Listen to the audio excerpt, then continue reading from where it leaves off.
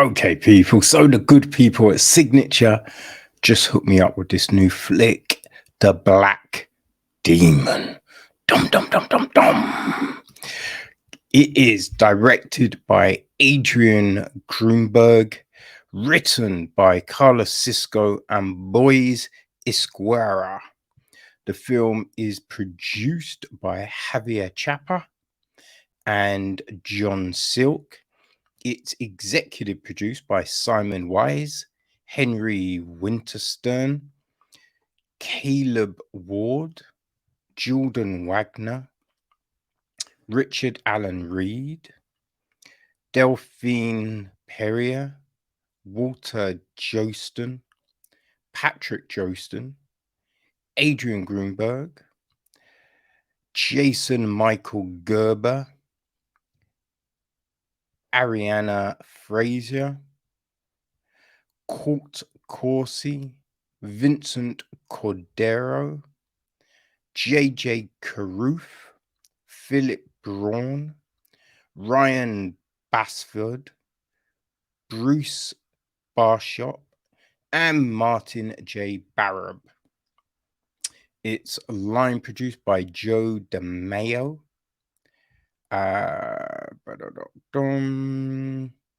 Co-produced by Simon Fawcett, James Gibb, and associate produced by Bob Tijena and Hugo Rodriguez. Antonio Rizetra is on cinematography. Sam Baxwally and V. Mano Medina edited everything. Casting is Carla Hu. Carlos Ostorio is on production design. Yelani Mendoza and Julieta Alvarez, set decoration. Costume design, we have Lenardra Fanas. Hair and makeup, we have Jean Pedro. And it's all one name. Jean Pedro Rodriguez Valentet.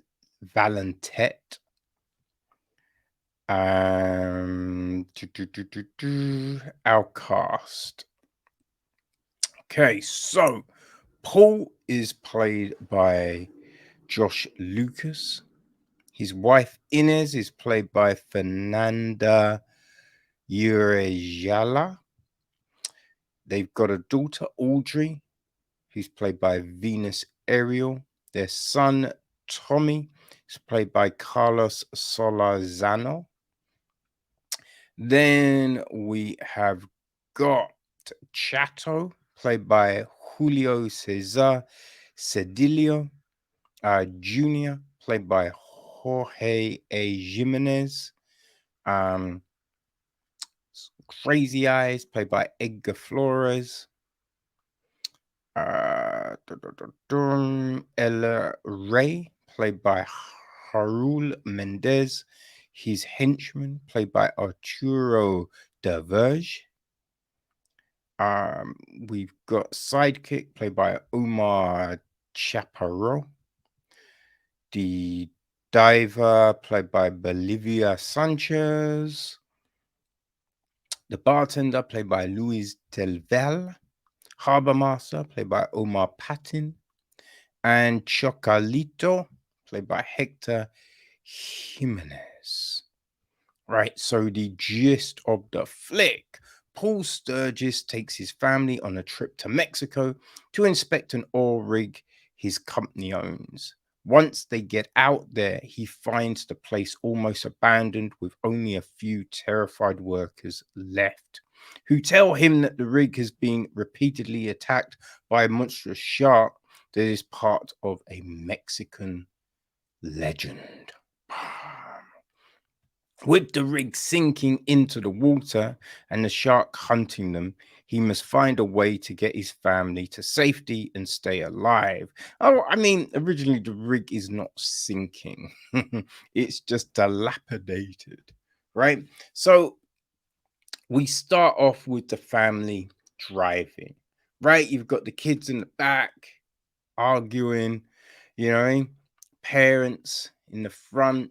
And although there's part work involved for Paul, they're also reliving the place where, kind of they conceived their daughter Audrey, but, you know, there's these romantic connotations where they fell in love and realized and all of this kind of malarkey, right? So it's visiting, places they went to and all of that kind of jazz. Now, on the way, it's mentioned, oh, have you booked the hotel? He's just like, ugh, it's never going to be busy, right? We'll easily get a room, which I feel that just opened up to us what kind of person Paul is, right? They get there, it's not the same town they remember, which in part is curious, right? There's a load of curious things here which are happening, and you're just thinking, hold on a second, what? But that's the thing, everything's in ruin because of the Black Demon, right? There's loads of shrines and pictures of deities and sentiment around myths and legends and gods, right? So that's all there. And obviously they run into the local ruffians. Right? Just all of this kind of stuff happens. Right? And a lot of the time it's due to attitude, right? But yeah, Paul gets to the rig, and that's when the story really kind of kicks in. Now, it's, I think the film is sold around this big shark, right? On the posters, you see this huge shark. So you kind of assume it's going to be a film like The Meg, right? Like Deep Blue Sea. You know what I mean? One of them ones. It's not, though, really, right? Because a big, component of this story is environmental issues, right? This big oil rig spilling oil into the water. The drilling has awoken something. Mm-hmm.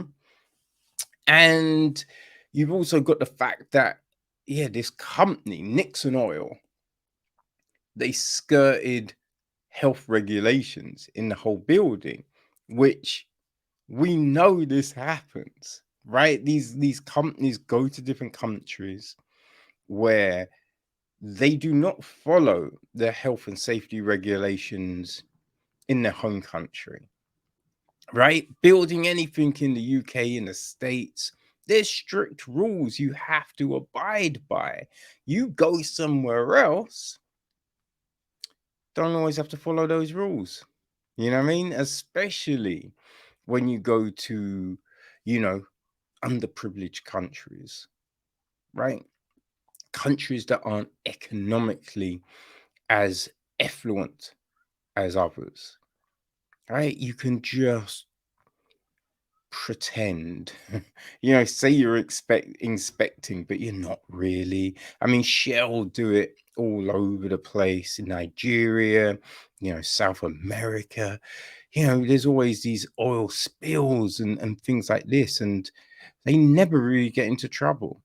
It's sometimes pay a fine, which is a minuscule figure compared to the amount of money they have.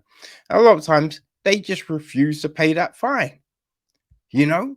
So that's a big component of this film, you know? Another part is it's like the wealthy Americans going to, Mexico and, acting like they're better than everyone. Now, although Inez, she's Mexican. She grew up close by to where they were. Paul is the driving force here. So it's like his attitude, the way he's kind of speaking to people, rubs people the wrong way at the very start. Right. And then you've got him on the rig, the way he talks to everyone. Well, I say everyone, there's only two people there. Right. But it's that attitude. The weird thing is, right, he's got this thing around when they're saying, oh, the black demon, it's God saying, we've been bad to the environment. It's from the myths, it's from legend, it's blah, blah, blah. But he's just like, shut up, don't say that, blah, blah, blah, blah, blah. And I'm just like, you don't have to believe something just to respect other people's views, right? And especially when your ass saw this big shark, right? You saw this thing.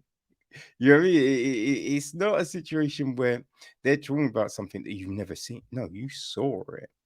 Plus, your wife believes in all of this. So when we see him acting this way, you kind of wonder, what's he do to the wife? Right? Now, because when we first see them, it's this loving situation, and everyone seems mad happy and all of that. But then you question all of that, right? And this isn't really part of the film, but it's just you wonder about the attitude because the way he speaks to the people on the rig, right? It's the way he then starts shouting at the wife. Right? It's kind of like, because there's a familiarity to it, and it's insane as well in the way it is, right? So you just kind of feel, that's not the first time. Now, maybe it's meant to be, but if you get people to act in a certain way, that's what's kind of coming across. Right. And so you have this. Then, as the film goes on, we learn even more about Paul. And his arc is kind of crazy because it's that thing, right? People from a well-off spot go somewhere, then their faults come to light, and everyone's shocked, and then they're forgiven. Just like, it's just like, oh, I've seen the error of my ways. And it's just like, what? People don't change that quickly. You know what I mean? And especially if up to that moment, right? It's not like he turns up at the rig and then it's like, oh, I've understand now. This is bad. No, no, no, no. He's there for a while before, things start to supposedly change. Right. So it's these weird things where people find redemption in these really quick windows, which is baffling. There's this weird thing as well where the son's told that, oh yeah, pirates are courageous and pirates are, and it's just like, pirates kill people. Pirates aren't. Like, what the fuck are you talking about? And then, like, you're the captain now, which is very like, there's an older sister, right? It's very weird some of the roads this film goes down in the way it's like representing people, you know that is very bad. The story, right, there's something with the rig that you go, wait, but how did that get there? How the fuck would that get there? Because we've got this shark that supposedly hits the rig all the time, right? So it's always there. It's always in the water. So it makes no sense how this certain thing happens. Again, we see this shark just attack all manner of things, right? Doesn't care what size they are, or the shark is doing its thing. But then we find this bit where someone takes shelter in a spot, and you're like, hold on, that's smaller than the other thing it just attacked. So why wouldn't it attack that? Huh? What are we doing? But we don't really see the shark a lot. This is the thing. This is what I say, right? It's the film is more about like these environmental issues, more about the relationship between wealth and poverty, right? Those sort of dynamics. That's what the film is more about, like culpability than a big shark. Because we see it in moments, but we probably see this shark the least out of most big shark films, right? When you look at the stuff like The Meg, Deep Blue Sea, um, man, I said I know there's been others. My mind's gone blank. I can't think of the other films, right? But yeah, we usually see it quite a bit, wrecking shop and all of that. But yeah, just not as much here. Which no, not necessarily a bad thing. Not necessarily a bad thing, people. So yeah, it's an interesting approach. An interesting approach. Like there are some not too bad moments happening here, you know? Like I think there's some stuff with the kids that work and all of that. Although Tommy is a little thief, right? It's insane the shit we see this kid do and not get in trouble for. Like they're just teething things. And you're just like, that's not even yours. What the fuck are you doing? Like patching up a boat. That's kind of crazy because you're just thinking, I don't know if that would be watertight. I don't know if that would work. But yeah, we see all manner of these things that are happening here, which is interesting. And the justification for this big thing, nah, that's not, none of the reasons are reasons. It's just like, no, you wouldn't do that. If you were a decent person, you ain't doing that. You know what I mean? Like it's crazy. And there's a bit at the end when these things are left in a bag, and you're like, but those things were always there though, right? Huh? I don't know what we're saying here. That's weird. But I think this film could spin more, right? It could be one of those. I don't know if it's like, because the Meg is based on a book series. I tried to do one of those books. It was dreadful. I didn't finish it. It was so bad. Oh man, my friend Chris, she likes that film though. Oh dear. But hey, whatever, man. People can like what they want. But yeah, I don't know if this is based on a book series or anything like that. But yeah, you feel that there could be more. Could be more. Who knows, right? But if you just want one of them popcorn films, right, that you don't really have to think a lot about, this could work, right? This could work. It's again, right, when you look at films like Beast, you know what I mean, that Idris Elba film we looked at, that might have been earlier this year, or was it the end of last year? I lose track, people. I have to say, I really do lose track sometimes. But Oh man, Greenland, right? Jeez.